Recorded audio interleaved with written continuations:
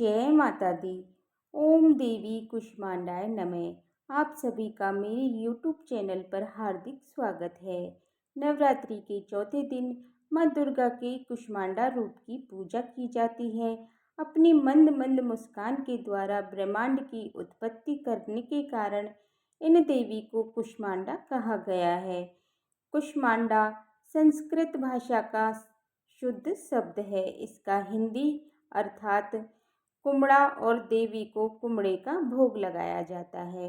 कुम्हड़े की बलि दी जाती है। मान्यता है कि जब दुनिया नहीं थी तब इन्हीं देवी ने अपने हास्य से, अपनी मंद मंद मुस्कान से ब्रह्मांड की रचना की थी। इसलिए इन्हें सृष्टि की आदि शक्ति भी कहा जाता है। माँ कुष्मांडा की 8 भुजाएं हैं।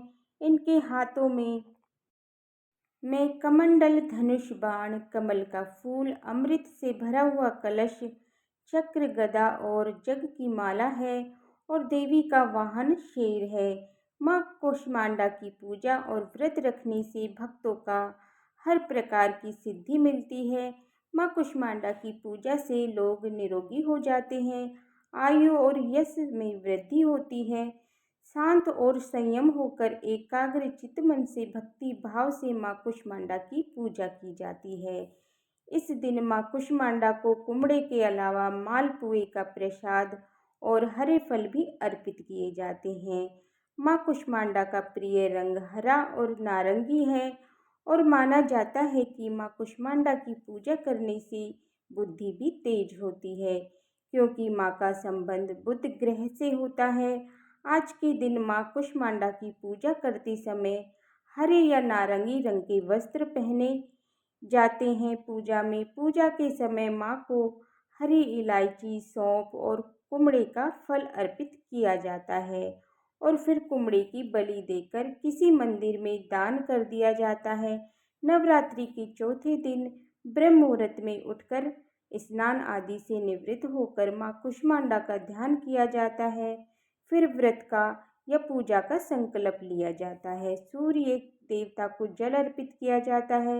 इसके अलावा माँ कुष्मांडा की पूजा करते समय आप किसी साफ आसन पर बैठे और उसके बाद माँ कुष्मांडा का ध्यान करें। माँ कुष्मांडा से जाने अनजाने में की गई गलतियों के लिए क्षमा याचना मांगे। फिर माँ को गंगा जल से स्नान कराएं।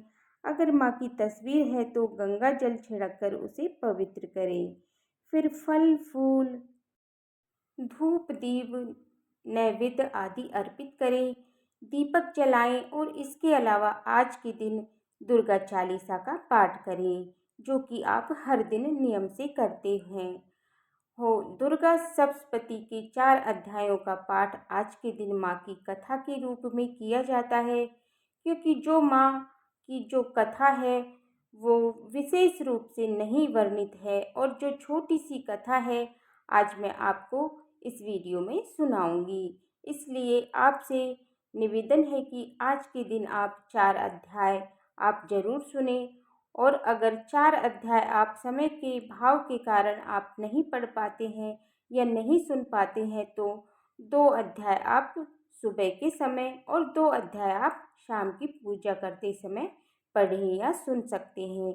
माँ की आरती की जाती है, भोग लगाया जाता है।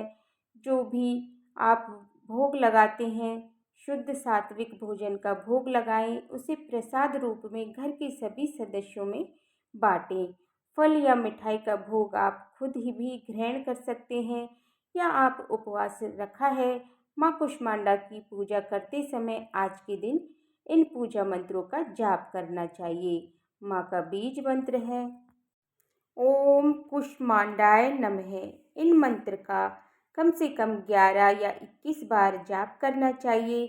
प्रार्थना मंत्र है वंदे वांछित कामार्थे चंद्राधर कृत शेखराम सिंह रूढ़ा अष्टभुजा कुष्मांडा यशस्विनी। इस मंत्र के बाद आपको माँ की स्तुति करनी चाहिए। माँ की स्तुति मंत्र है या देवी सर्वभूतेषु सृष्टि रूपेण संस्थिता नमस्तस्यै नमस्तस्यै नमस्तस्यै नमो नमः। इन मंत्रों के जाप के साथ आपको व्रत की कथा पढ़नी या सुननी चाहिए। माँ की व्रत कथा इस प्रकार है। कुशिस्ता कुष्मा कुष्मा त्रिविध ताप इध संसार है। सा अंडे मास पेशयाम उदर रूपाया यशस्या कुष्मांडाय है।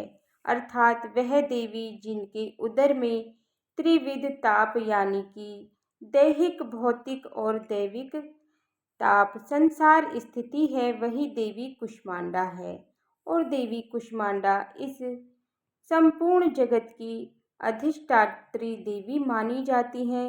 जब सृष्टि का निर्माण ही नहीं हुआ था, उस समय चारों ओर अंधकार ही अंधकार था।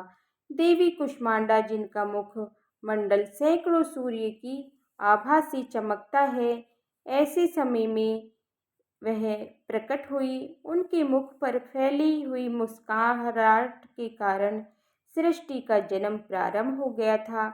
इसलिए यह देवी कुष्मांडा के रूप में जगत में विख्यात हुई।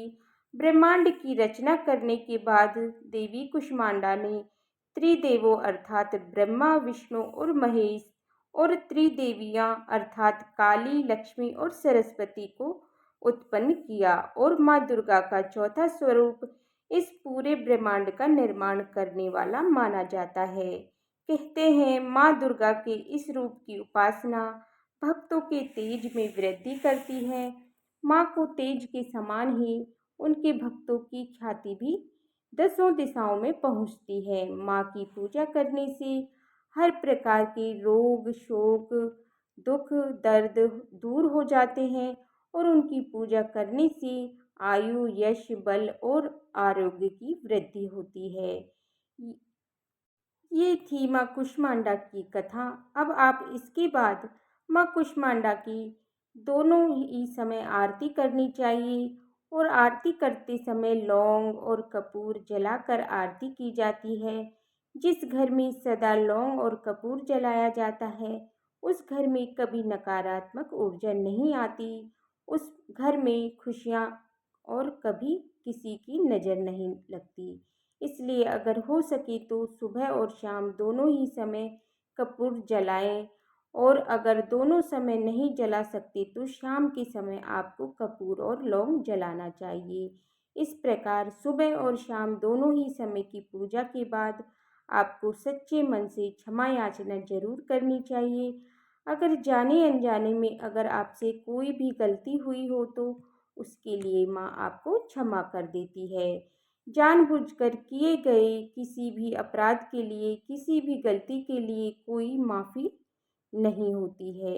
इसलिए अनजाने में ही आपसे जैसी कि कई बार लोग व्रत में गलती से ऐसा कुछ खा लेते हैं जिससे व्रत भी टूट जाता है या गलती से आपसे अखंड जोत बुझ जाए, आप उसमें घी या तेल आप दोबारा से ना डाल पाते हों या कोई भी कारण, उन सब गलतियों के लिए आपको सुबह और शाम सच्चे मन से माँ से क्षमा याचना जरूर करनी चाहिए।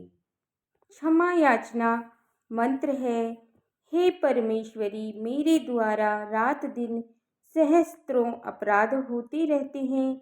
अपने भक्त समझकर मेरे उन अपराधों को आप कृपा पूर्वक क्षमा करो। हे परमेश्वरी, मैं आह्वान करना नहीं जानती, विसर्जन करना नहीं जानती तथा पूजा करने का ढंग नहीं है और पूजा करना भी नहीं जानती। क्षमा करो हे देवी, हे सुरेश्वरी, मैंने जो मंत्रहीन क्रियाहीन और भक्तिहीन पूजन किया है वह सब आपकी कृपा से पूर्ण हो। सैकड़ों अपराध करके भी जो तुम्हारी शरण में जय जगदम्बे कहकर पुकारता है उसे वह गति प्राप्त होती है जो ब्रह्मा आदि देवताओं के लिए भी सुलभ नहीं है। हे जगदम्बिके, मैं अपराधी हूँ किंतु तुम्हारी शरण में आई हूँ। इस समय दया की पात्र हूँ, तुम जैसा चाहो वैसा करो। परमेश्वरी, अज्ञान से भूल से अथवा बुद्धि भ्रांत होने के कारण मैंने जो कम या अधिकता कर दी हो वह सब क्षमा करो और प्रश्न हो। सच्चिदानंद स्वरूपा परमेश्वरी, जगन माता कामेश्वरी, तुम प्रेम पूर्वक मेरी इस पूजा को स्वीकार करो और मुझ पर प्रसन्न रहो। हे देवी सुरेश्वरी, तुम गोपनीय से भी गोपनीय वस्तुओं की रक्षा करने वाली हो। मेरे निवेदन को ग्रहण करके तुम्हारी कृपा से मुझे सिद्धि प्राप्त हो। इस प्रकार से सच्चे मन से की गई क्षमा याचना माँ जरूर स्वीकार करती है। ये थी आज की वीडियो। उम्मीद करती हूँ कि ये जानकारी आपको पसंद आई होगी। आप हमारे चैनल पर अष्टमी और नवमी कन्या पूजन से रिलेटेड वीडियो भी देख सकते हैं। जय माता दी। आप सभी को अगर ये वीडियो अच्छी लगी हो तो कमेंट बॉक्स में जय माता दी अवश्य लिखें। आप सभी को नवरात्रि की हार्दिक शुभकामनाएं।